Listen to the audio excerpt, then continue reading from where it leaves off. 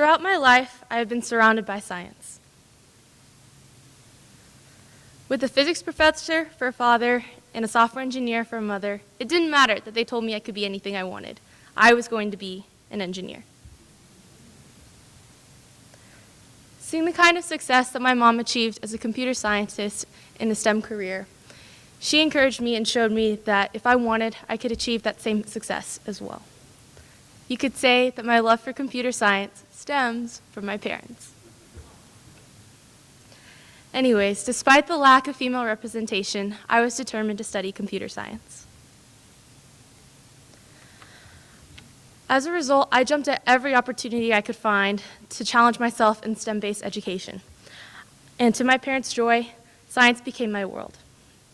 I tried to challenge myself by taking more advanced math and science classes, and I got involved in different STEM-based clubs like math and robotics. And during my summers, I attended different engineering and programming camps. This past summer, in fact, I had the opportunity to conduct research at the University of Texas at Arlington in computer science.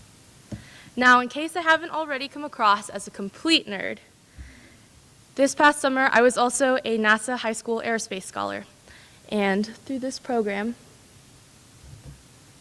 I traveled to the Johnson Space Center in Houston, and I got to witness firsthand engineers reaching for the stars, quite literally. Throughout my experiences in STEM, I came face to face with the reality of my situation.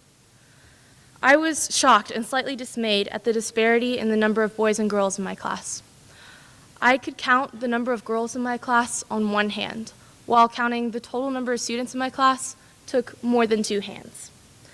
And whenever I asked those girls if they were interested in pursuing a career in engineering, they generally responded with, "I don't think I would be very good at that," or "that doesn't seem like it'd be my thing."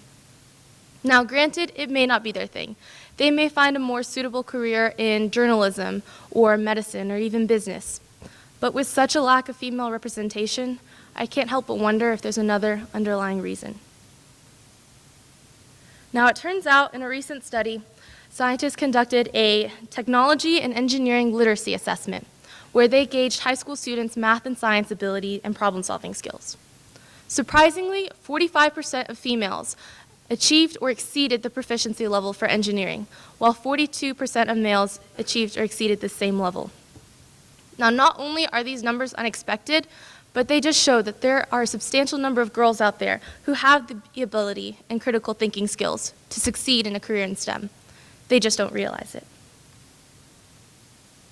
Now, I myself was always encouraged to pursue a career in STEM, but I can't help but wonder if these girls were given the same amount of encouragement, things might have turned out differently. Rather than less than 5 girls in my class, there might be twice as many, or even an equal number of boys and girls. This image of engineering not being their thing is preventing girls from trying something that they could be very good at and even very passionate about. Clearly, this idea of people not being cut out for engineering is a serious issue, and this issue is most apparent among women. More girls out there can succeed in a STEM career than they realize, and with the proper encouragement and guidance, they might be able to become engineers in the future. So if you're going to leave today taking anything from my presentation, please take this. As my favorite TV show producer, Shonda Rhimes, once said, "We are the sum of our parts, and more importantly, we are what we do with our own unique equation." Went a little click trigger happy there. So within each of us, we have these unique and individual abilities that make us who we are. And once we realize our own potential, we have the ability to use our equation to bring about change in the world. Through my experiences in STEM, I discovered that there were many girls out there with the ability to do great things, even in engineering. By helping them realize that they have this STEM potential, we can open doors for them that they may never have discovered otherwise. More importantly, once they realize their own true potential, they have the power to choose what they do with their own unique equation. Thank you.